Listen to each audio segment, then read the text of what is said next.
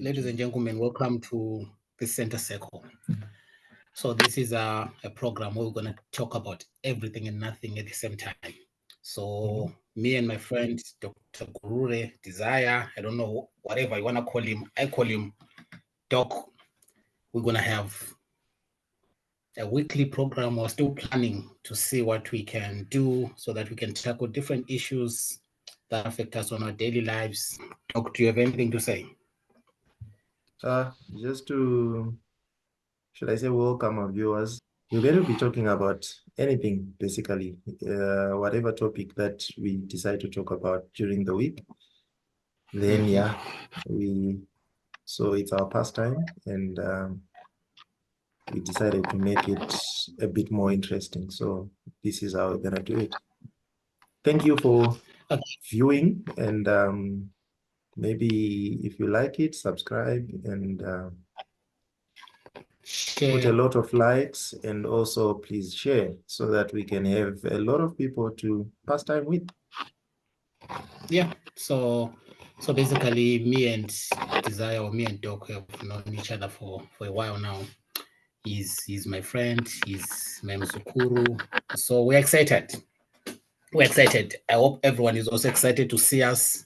Please like, share, subscribe, comment, so that we can fine-tune this as we go. You know, like he said, we're doing it as a part-time where people will love to interact. So would love to hear from you. All right. What are we going to be talking about today? I think the most important thing that we're going to talk about today is something that we both love. You love it, I love it. It's also something that connects us. So the conversation will start with football, then it will go and we'll talk about everything and then everything, you know, family, stuff like that. So I think the best way to start this, we should start with football. Anyway, the Champions League final, the biggest one, the biggest trophy in club football, in my opinion. You know, it's happening today, Wembley, 21 hours, like European time. I think it's the same time with you guys in Africa. So I think everyone is excited. Borussia Dortmund versus Real Madrid. What's your take? Before I go into the UCL final, we just want to talk about something else. It's my birthday today. So it's it's actually a bad friend. I put a disclaimer before. I'm now putting another disclaimer. I was supposed to say, happy birthday, Chiremba. Thank you. Dortmund, Madrid. I think I'll talk about Dortmund. The underdogs. I love underdogs. I definitely love underdogs. And personally, but anyway, why did you choose to talk about Dortmund? You're not even a Dortmund fan. I am a Dortmund fan. Dortmund is my team in Germany, anyway. But you can go ahead. I love football, and even though I support certain teams, I love football. No, just be honest. You don't like Madrid. Yes. No, I was trying not to say that, but I don't like Madrid. So I would rather talk about Dortmund, even though I don't follow them that much. But I did some research, and there are some quite interesting things to talk about regarding Dortmund. And the first thing, I actually didn't know that they won the Champions League before. So they did it in 1997, I guess. And guess what? They knocked Manchester United out of is it quarterfinals or something? If I'm not mistaken, yeah. And they played Juventus in the final, beating them 3-1. And a certain Del Piero scored for Juventus. So it's quite interesting. But back to the current Dortmund team. Yeah, no, I'm just thinking if Dortmund beats a Juve team that had Del Piero, he should be a superstar with the team, because Del Piero, I think maybe the Zidanes of that world were also in that team. I'm not really sure. I didn't go deep into it, but yeah, because I'm a Dortmund fan, I know Dortmund is the Champions League. You know, that much I know. So at least it's 2 former winners, which is good. Yeah. And Madrid has been dominating lately, but it's 90 minutes, and these days it's more than 90 minutes. You can play 120 in normal time because of the extended injury Now, times and maybe 100, maybe 100. Maybe. maybe 100. So you never know what will happen in that time. Looking at Dortmund, they've been quite on a rise lately, because if you look at their actually what I'll be using here, I think you've been looking at it also, the Elo rating. It's some guy called Apart Elo who came up with some algorithm that rates the strength of teams and also the strength of a player in terms of certain attributes and all that. So Dortmund from June 2023, their rating was like 91, all competitions involved. And June 2024, it rose up to 96, which means they've been on an upward trend. So as much as we say they are underdogs, not really. They bring a challenge. And their coach currently, I've seen that he likes to play attacking football, and not just open attacking football. It's what I would call compact attacking football, whereby you have you attack, but at the same time you do it in a compact way. There is no player who is an outlier in the direction that the ball is taking. Everyone moves at the same time, and when it's time to defend, everyone defends at the same time. They don't have, apart from their back four, their midfield, maybe Emre Can and Sabitzer, they can defend, but the other forwards, not really good. But in terms of doing it as a unit, they do that very well.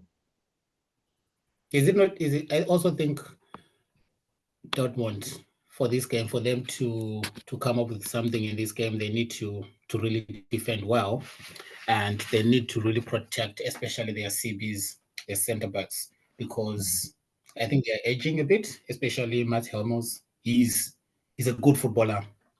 Tactically, he's good. Technically, he's good, but he lacks a bit of pace.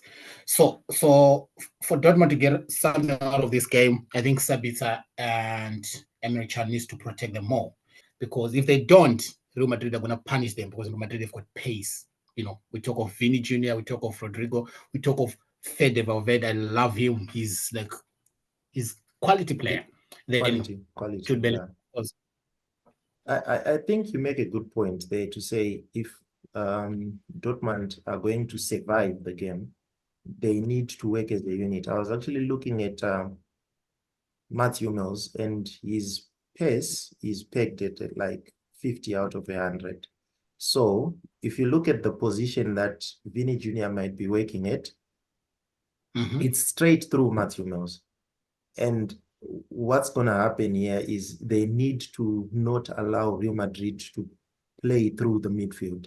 They need to limit them to be choosing the wings instead of going through the middle. Because if they do, Hummels will not stand a chance against Vini Jr. I know the other three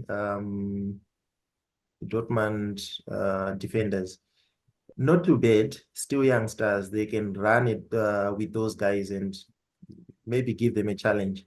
But I think Carlo Ancelotti will be looking at that also to say, go through Hummels. He's strong, but just give the pass behind him. Let's see what he can do. I think Dortmund should employ the game plan that Manchester United employed when they played City. Sit, kill them on a counter. Sit, defend, be compact. Don't allow them spaces. Let them have the ball, isn't it? But just make sure you're compact. Just make sure every man knows their responsibility. Even Jadon Sancho needs to know. He needs to know his responsibility, especially his defensive responsibilities. I think Dortmund should defend as a team and then try to hit Madrid on a counter. Yes, I know they can. They have pace. Adeyemi is pacey. Sancho is skillful, but he doesn't have the pace. But he's got an eye for goal. He's got an eye for an assist. So that's what they should do. They should really sit deep, allow Madrid to have the ball, make sure they have the ball in useless spaces where they cannot hit them, then try to hit Madrid on a counter. Yeah, I think you make a good point there to say Dortmund, they actually need to just put their money on the counters, because if you want to go forward as a team, then you're taking your defenders up and you are moving them out of their defensive third. That will be difficult to recover when Vinny Jr. comes at you, when Rodrigo comes at you. So I think looking at the three forwards, there is a Fulkrug and Sancho and Adeyemi. I think Sancho doesn't have that much pace. Fulkrug is not technically gifted. He's like a striker, a good striker in the box when you're putting in crosses and all that. So you can't expect him to be running forward with the ball, releasing the pressure and all that. But Adeyemi is the guy. Adeyemi is the guy. Yeah. Give him the ball. He has so much strength. He has a low center of gravity, and he can move with the ball, and he can really take all of the pressure off the other players. Because Real Madrid, if you have checked, it's either they get it right in the first minute, they score, they dominate the game. If they don't, they will wait until a certain period, then they start throwing balls at you. That pressure is what Adeyemi can release from the other players, because he's got strength, he's got pace. Pace is one of his best attributes. Okay, so you're talking of the three forwards for PVB. How do you think they're gonna fare against? I think basically it will be Nacho and Rudiger, then like the center backs for Real Madrid, maybe Carvajal and Ferland Mendy. How do you think the forwards can play against that back four? This is what I think should be done by the Dortmund coach. Get a ball, give it to Adeyemi, number one, because Carvajal doesn't really stand a chance against that guy. In terms Carvajal, in terms of pace, and Carvajal likes going forward, so he leaves a lot of ground behind there. And what does that do? It pulls Rudiger towards Adeyemi. Okay. So now what's left in the box? It's Nacho and so Mendy. it leaves Mendy and Nacho in the box. Sancho doesn't have pace, but now that invitation to say Rudiger is now out, he needs to come in, and you have Fulkrug, Sancho versus Mendy, Nacho. They have a chance. But if they don't use Adeyemi to pull out some of Madrid's defense, I don't think they stand a chance. So what do you think is the key man for Madrid in this game? There are many key men, I would say 11. Okay.